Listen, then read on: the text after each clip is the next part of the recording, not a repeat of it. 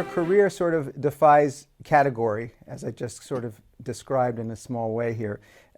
Did you set out to do that, like to do everything, everything, or is it really just that you're a musician at heart and it just took you wherever your interest took you?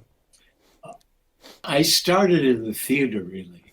Actually, going a step backward, my father was a band leader in Buffalo, a society band leader, Mm-hmm. and he taught pop piano during the day, which in those days, pop music was theater music. Mm, true. So I grew up, instead of listening to the Little Green Bus or whatever the nursery rhymes were, I would hear drifting up from his studio what Some Enchanted Evening and songs from whatever the Broadway musicals were at that time. Mm-hmm. And that led me to he started showing me chords on the piano when I was 5 or 6. Wow. Then I went to a classical teacher because I knew I needed technique to become a pianist. I think the first thing I wanted to be was a concert pianist, and I quickly realized that I would never have the technique to do that. And I think I started writing little compositions at the piano, and I don't know at what point I decided I was a composer rather than a failed concert pianist. But I had jazz bands, jazz combos in high school and in college. I had one that traveled to Ivy League schools and played for dances and things. So it's all kinds of genres that you were steeped in and interested in. Along the way, I studied informal composition with teachers in Buffalo, and then majored in English and music at Yale, double major, and wrote 2 musicals with Richard Maltby, and that were given lavish productions by the Yale Dramat, which is the undergrad dramatic organization. Uh-huh. And I can keep going through my whole life and bore you. Well, no, I appreciate that. I was interested too because I had the joy of listening to a lot of your music over the last days and reminding myself of some of the things. Did you practice and practice and practice? And when you studied theory at Yale, it was to really what? Get it all into your bloodstream, all into your belt? Just more technique to be able to. I thought I would just write musicals. I never intended to write symphonies. Wow. When I used to sit in as a teenager, my dad would let me sit in at sometime with his society band, and I was told the musicians that I intended to be a famous composer, and they would say, "Listen, kid," they all had day jobs and they did music in the evening as not a hobby, but as extra income. And they said, it's very hard to make it. We don't think you might not be talented enough to make it. Mm-hmm. So you better have something to back up your career. Something you can make a living with. Yeah. So I decided, well, the next thing I loved after music was literature, reading. In your theater work, because of you've got this interest in literature, you and Richard Maltby Jr., who has been your theatrical lyricist and wrote most of the books and scripts for your musicals. Yeah. Do you collaborate with him on the text and the book of the musical? Are you involved in that? Not so much on the book specifically, but certainly in the subjects we use to make music. I've been involved in, thinking up what we're going to do next or suggesting things. And I'm constantly criticizing his work, just the same way as he always has been criticizing my work. We met at Yale our freshman year. There was a Richard came from Exeter and was kind of a theater snob. And I came from Buffalo, a private day school in Buffalo. And I was a little bit naive about what it took to become a successful songwriter, or to write a good song. I thought everything that dripped from my fingers was just incredible. Right. And this mutual friend put us together because he knew that Richard was looking for a composer, and that I was looking for a lyricist. And we were the only game in town on campus for each other. And he arranged a meeting in Freshman Commons. We had lunch and immediately took a dislike to each other. Oh, truly? Yes? Yeah. Oh, no. I thought he was an Eastern theater snob, and he thought I was a jerk from Buffalo. But we were the only ones that could service each other. So we started collaborating and soon grew to respect each other's talents. And Richard really taught me how to be a better composer. He took me from a kind of cocktail piano composer and really made me understand what theater composing was. Because music for the theater is really a form of playwriting. You're continuing the play as music and lyrics. And how? I didn't intend to go into this quite so quickly, but since you mentioned it, I heard the first off-Broadway show that you guys wrote. Sap of Life. I heard Sap of Life. I heard just about all of it, if not all of it. How'd you dig that up? It was on YouTube. It is? It is, in its entirety. Start to finish, the entire score. Because a CD of it is currently in the works for the first time in 55 or 60 years since. Oh my goodness! Written, because we found a pristine reel-to-reel tape, and it's being transferred as we speak. All right. And it's going to be released by a niche theatrical label in New York. I'm glad to hear it because it's terrific. I mean, it really is great. I expected to hear something kind of elementary and the boys are just getting started, but it isn't like that. Yeah, because it was our third show because we had written 2 complete musicals at Yale. Oh, well, yeah, of course. The adaptation of Cyrano de Bergerac and another one of it was an original, but it was kind of based on the time of the cuckoo. And so during that period, I had quickly learned what theater composing was, and if there is a CD of our 2 musicals at Yale, and when I listen to them, I'm surprised at what I knew then, because I don't think I've learned, especially Sap of Life, which I heard for the first time in 40 years, a couple of years ago, and I was really surprised at how. I don't want to sound self-serving. I'm a very humble person, but I was surprised at the quality of it. Yeah, and yet it was depressing because I realized that there's not that much difference between what I knew then and what I know now. I'm a better orchestrator. I can access my own creativity better and more economically.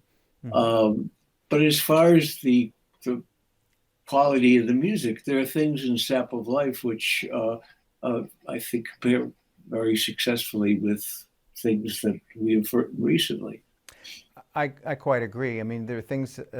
There are songs like "A Charmed Life," which I heard on there. The reason I want to bring this up to the people listening, may be obscure to you, and you should listen to this work. Yeah. But what's interesting to me is that a lot of it was underscored, and it's of one, and that was pretty new.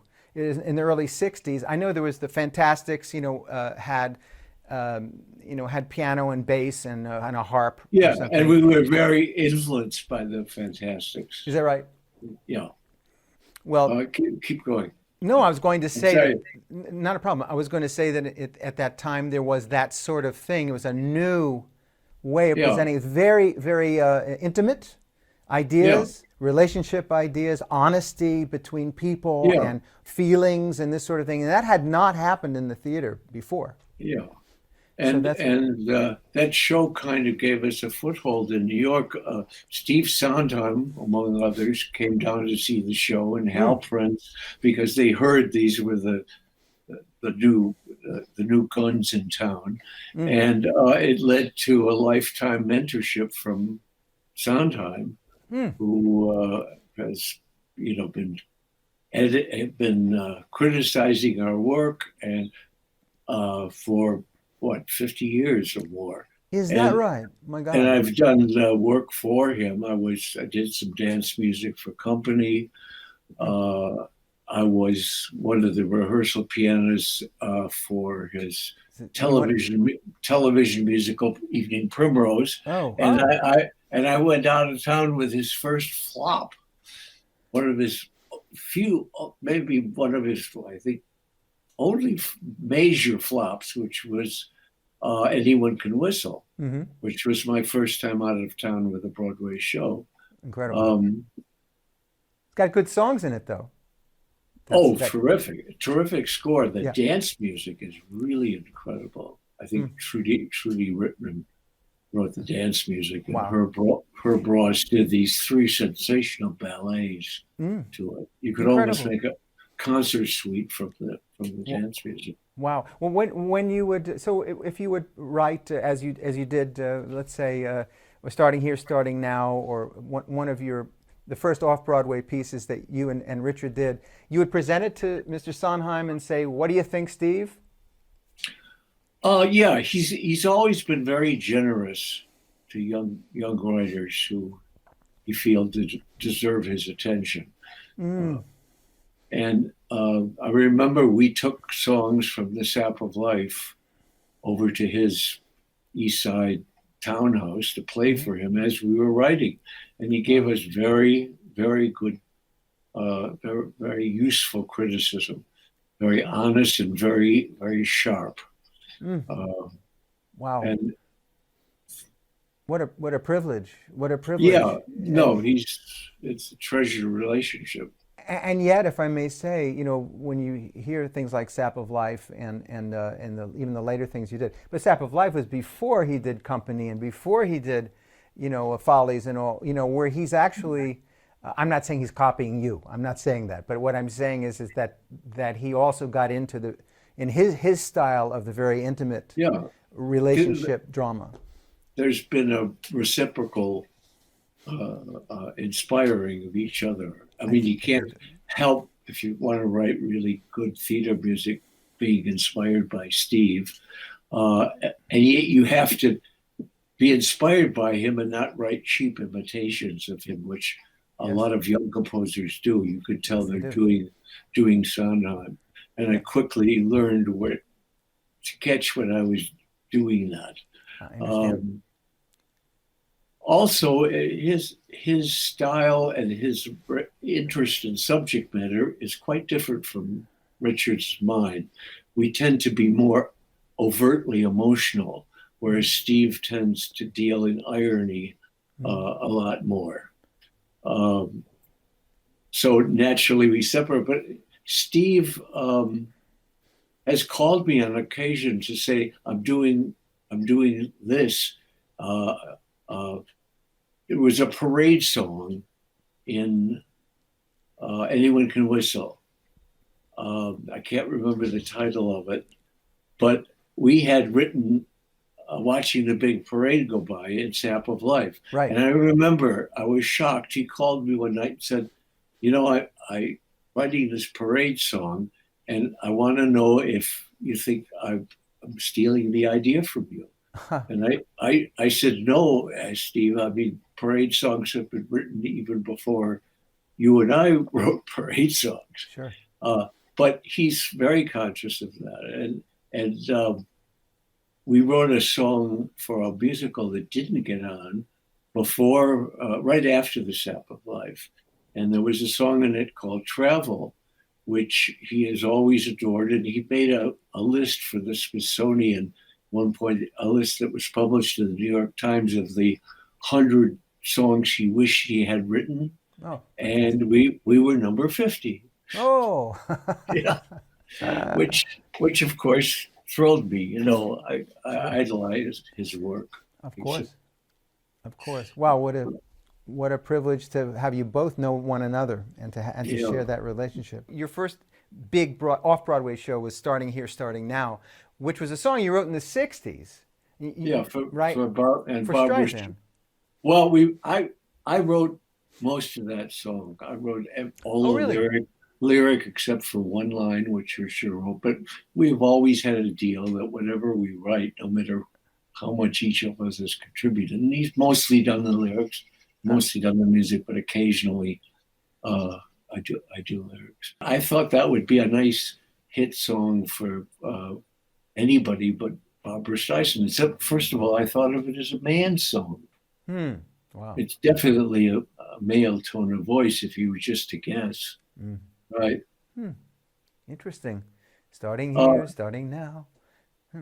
We'll walk together. You know, when I wrote it, I pictured a man holding the woman. Yeah, saying this to a woman, and I was in the pit of Funny Girl at the time, and Barbra Streisand had recorded a couple of our songs previously. So I had a chance to get songs to her, and that was one of the songs I played for during the matinee day. Oh, how crazy is that? Hanging out. Wow. Wow. And then she did a lot of your tunes. Oh, she did 5 of your tunes. Go ahead. And I thought, you know, it was in a pile of a few songs that I was going to play for her that day, and I did. I didn't play that one because I thought, well, that's a male song. And Barbra, being Barbra, said, "What's that? What's that?" I said, "Oh, you wouldn't be interested in that. That's a male song." She said, "Let me hear it. I want to hear it." So I played it, and it became the opening number of her next TV special. When I was talking to Julie Stein once, I said, "You know, Barbra," we mentioned that song, and I said, "You know, I was so surprised that Barbra did it because I thought it was a male song." He said, "Didn't you know? That's the whole trick with Barbra. You write male songs. She loves the male songs." How incredible is that? Wow. People who need to. It's so interesting. Isn't that fascinating? Yeah. Don't tell me not to cry. Don't you? Yeah. That thing. Fuck you. Oh. That's okay. We're on the internet. It's okay. Oh, that's good. It's not CBS. Don't worry about it. That's incredible. And Julie Stein, really quickly. So Julie Stein, one of my songwriting heroes of all time. Yeah. You too? Yes. Yeah. He was quite someone. So then you got Starting Here, Starting Now. Great songs in that show. I Don't Remember Christmas is a classic. It's a classic screw you song, but so ironic and so clever, beautifully done. I think I might want to remember today. Crossword Puzzle is a very interesting piece of music. Intricate lyric. Yeah. Intricate lyric, but you really ride that thing, man. Richard writes crossword puzzles, so he's been a crossword puzzle expert all of his life. Oh, I didn't know that. He used to do a trick at Yale where he'd cut the daily crossword puzzle. He'd solve the puzzle, and then he'd erase it and cut the puzzle out without the definitions, and then from memory he would fill in the whole puzzle that he had solved. Oh my goodness! Compete with that if you can. No. And that's another connection between him and Sondheim, because Sondheim was a great game addict and creator. Right.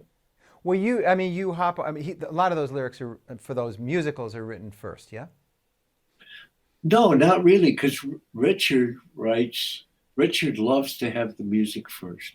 I And see. he has a great voice in not creating the actual notes of the music, but his sense of structure is so brilliant.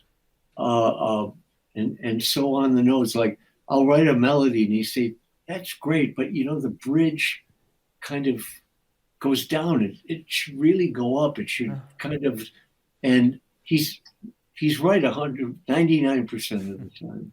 Yeah. Well, he's And I edit his lyrics. The secret of our collaboration is that we got over that thing of hating each other and competing with each other very quickly. And he could bring me a lyric and I could say, oh, that really sucks, kind of. And he won't get upset. And he could bring out a melody which I think is just great and say, yeah, that isn't it. That doesn't capture the character, doesn't do what the scene needs. So you're both going for the same thing. You know what works. You just do instinctively. Yeah, and I but can you see how know, that was Gilbert and Sullivan hated each other. Is that right? Yeah. Oh, the movie Topsy Turvy, right? They showed that, right? Yeah. Remember that? Yeah. We've been asked in an interview, what's the secret of the longevity of our collaboration? Because it's quite unusual. Yeah.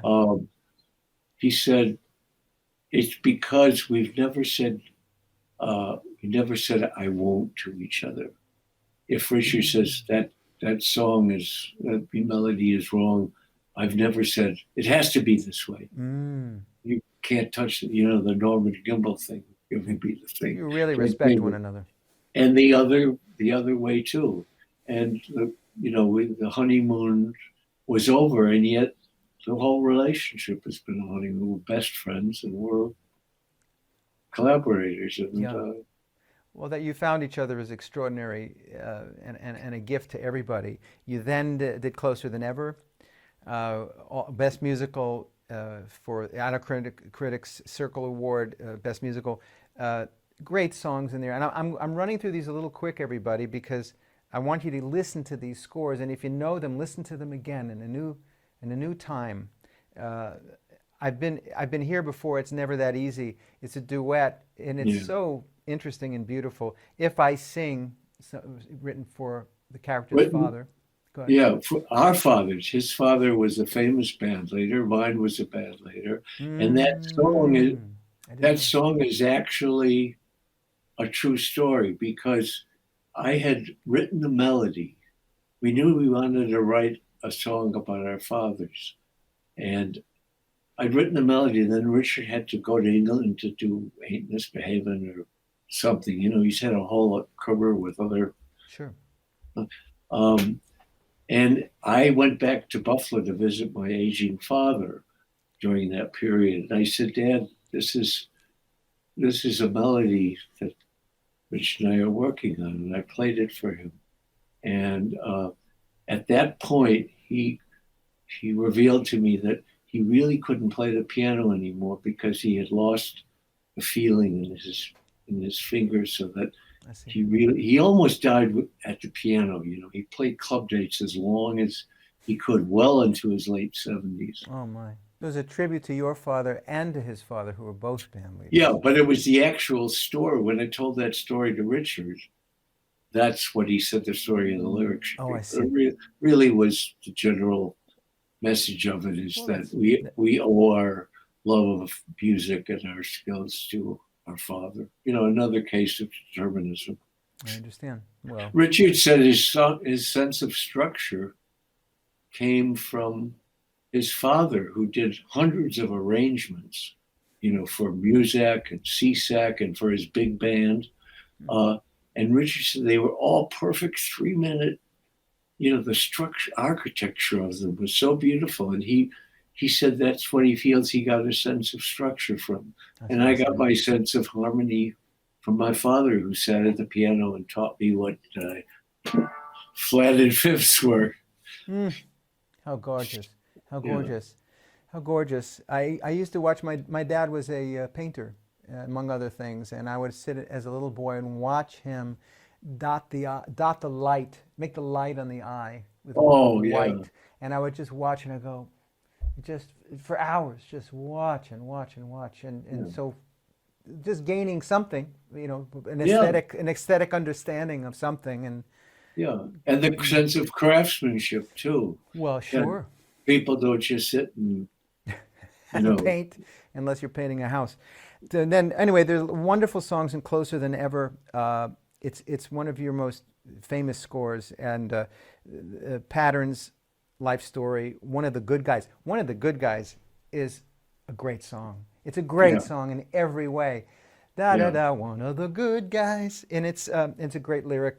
And then you guys did another one, for which you won, nominated for Tony Best Musical and Best Score, for Broadway Baby.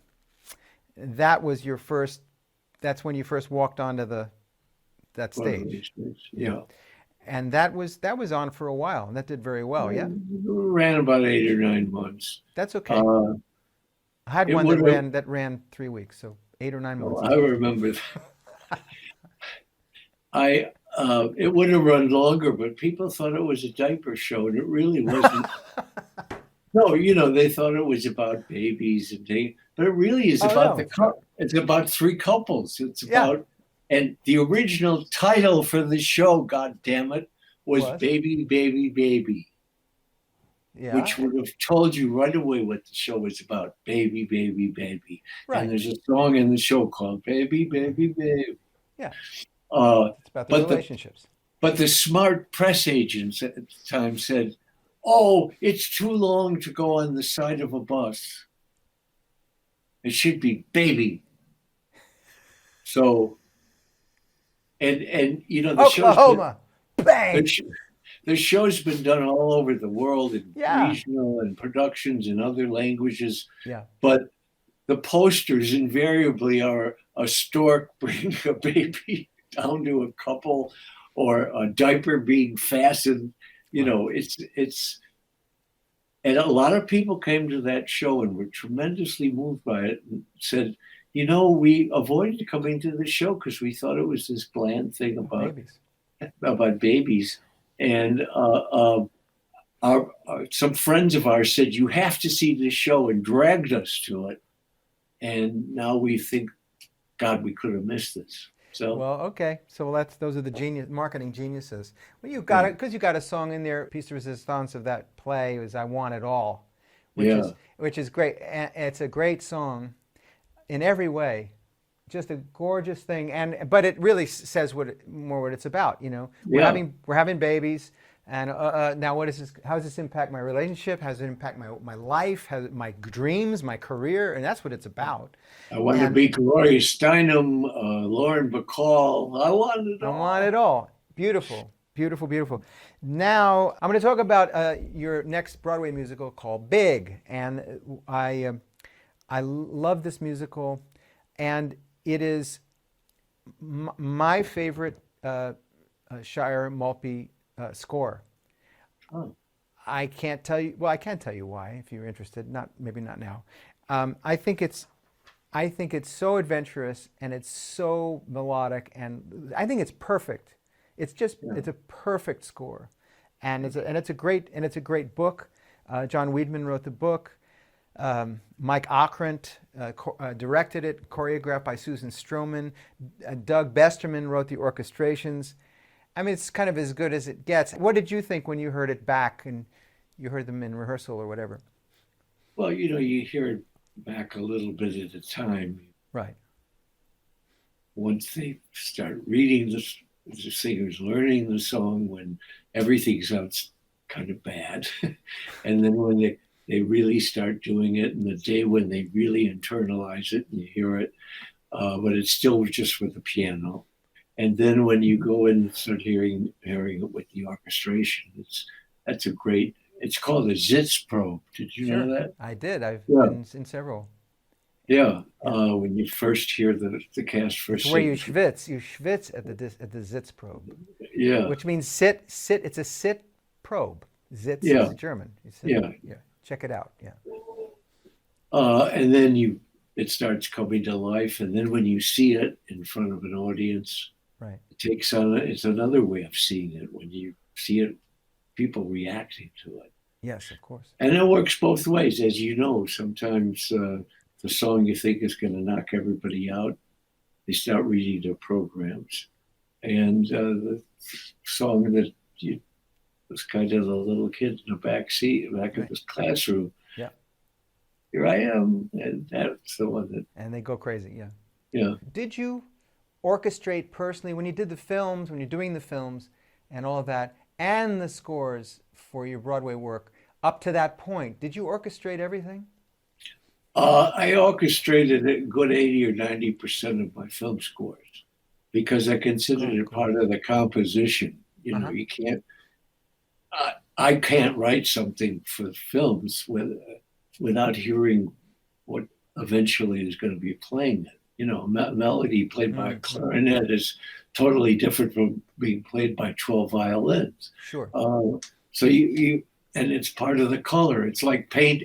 It's like putting the colors into the painting. Otherwise, it'd be black and white paint. But for the stage, most scores are orchestrated by not the composer, simply because of the time crunch. Because you can't start the orchestration till the keys are set and you're in rehearsal. Sure. And well, there's just no time because you're constantly rewriting the songs and writing the orchestrations, which you only have a couple weeks to do once you could actually write them because the keys it's a full-time job. Full-time gig. But my relationship with my orchestrators is very close. Sometimes I do. For the films, when I had another orchestrator, I did 8-line sketches. So every note was there, but there's just no time to write an hour and 15 minutes of music for the London Symphony, and also orchestrate everything. So I used John Williams' orchestrator for that, Herbie Spencer. But I've studied a lot of John Williams sketches, and I got the idea of doing 8-line sketches from him, where you can really specify everything, but you don't have to put it on the big page. Oh, I see. Interesting. Yeah. Interesting. But Doug Besterman, that I was glad I had a younger, hipper orchestrator, because the idea was to make that song, that show, as contemporary a sound as possible. Yeah. We were using synthesizers, which were not, we didn't pioneer that, but they were a relatively new thing in the pit. Sure. And he and his brother Brian Besterman, very knowledge about that equipment and stuff.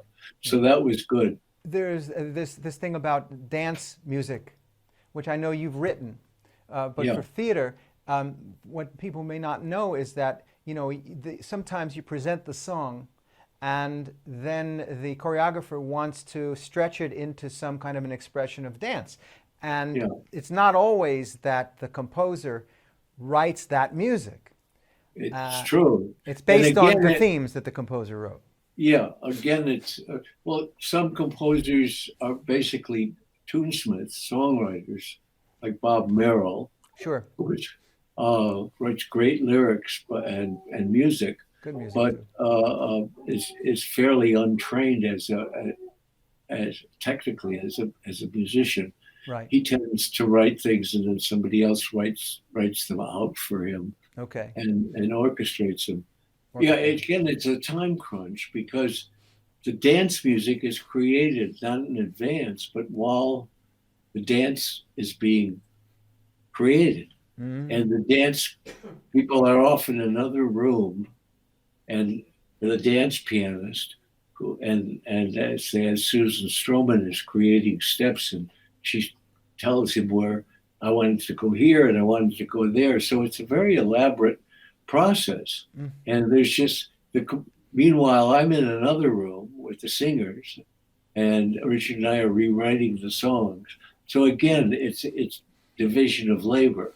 But a good dance composer takes composers' themes and Right. you know, just expands them. David Cranes did the dance music. It did a wonderful job. Yeah, beautiful job, yeah. job. And the album was produced by Phil Ramone, which didn't hurt the sound of that thing because it's so Yeah.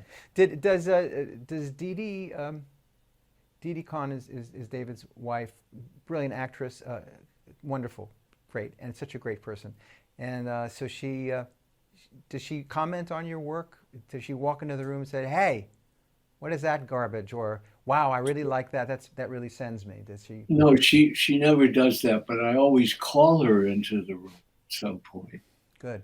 And say, "What do you think of this?" And she's quite honest, loving but honest. She says, "That's not as good as your best work." She knows what I'm capable of, and I know when I have to take another stab at it. All right. But she's very, very smart, and she's a wonderful, wonderful resource and inspiration. Right. I can see that. Yeah. And I can see that knowing the two of you, seeing the two of you together as well. I can see that. I have that with Kelly too. Like she comes in and tells the truth. You're very social conscious, and you're a good man, and you care. And there was a thing called the Hunger Project back in the day, and that's kind of how we met. It's about the idea about ending hunger in the world, and that it was a possibility. It was actually something that we could do if we all decided to do it. Yeah. And Jeff Bridges was involved, and many other great artists. And then at that time, I was sitting in your house, and you wrote. I was married to Althea at the time, and you wrote me a tune.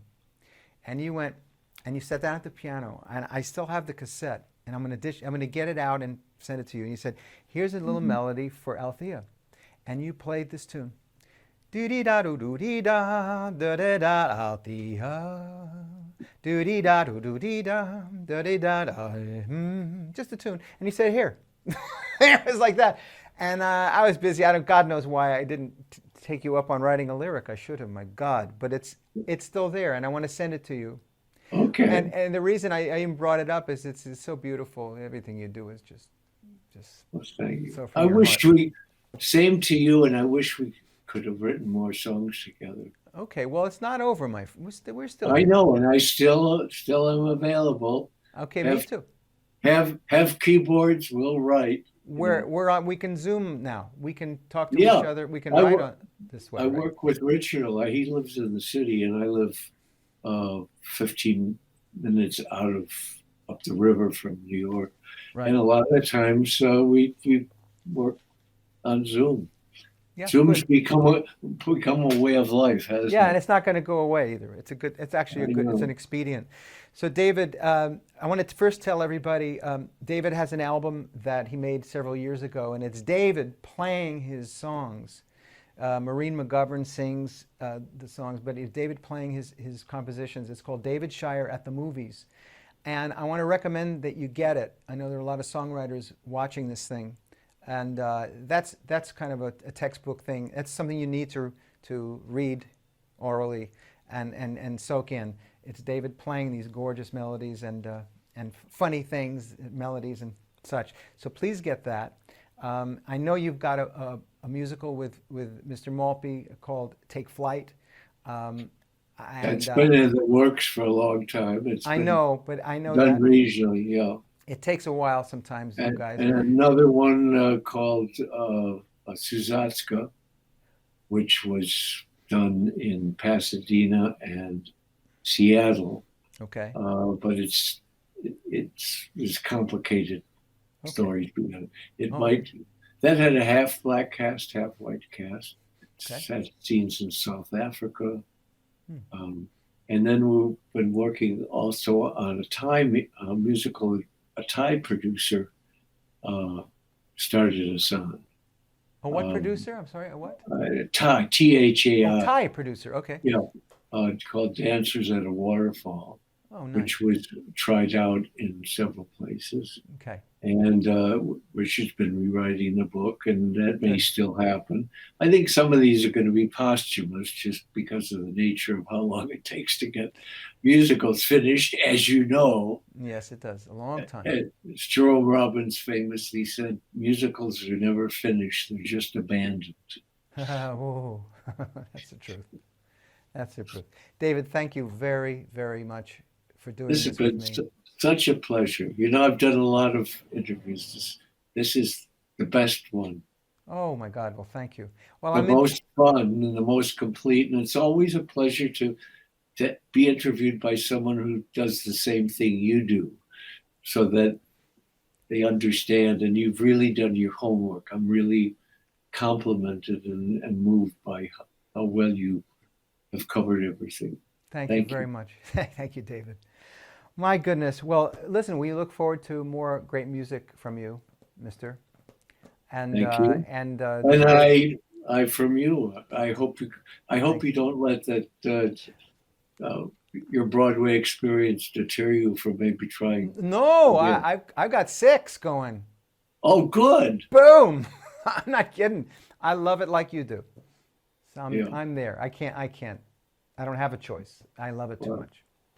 Well, I'd love to know. I know we don't have time now, but I'd love to know what you're working on. Okay. Well, thank you. We'll have more of these quickly. Thank you, David Shire. Our love to Dee Dee and to your son Daniel, and we love you very much. Thank you, David. My love to you and yours. Thank you. I will. So that wraps up another episode of Song Sessions. Be with us next time where we'll explore the universe of yet another master songwriter. In the meantime, for all of you hard-working artists out there, keep creating beautiful things for us. This world needs you more now than ever. Boy, oh boy, oh boy. True, true. Until then, bye-bye for now. This is David Pomeranz, and we'll see you next time on Song Sessions.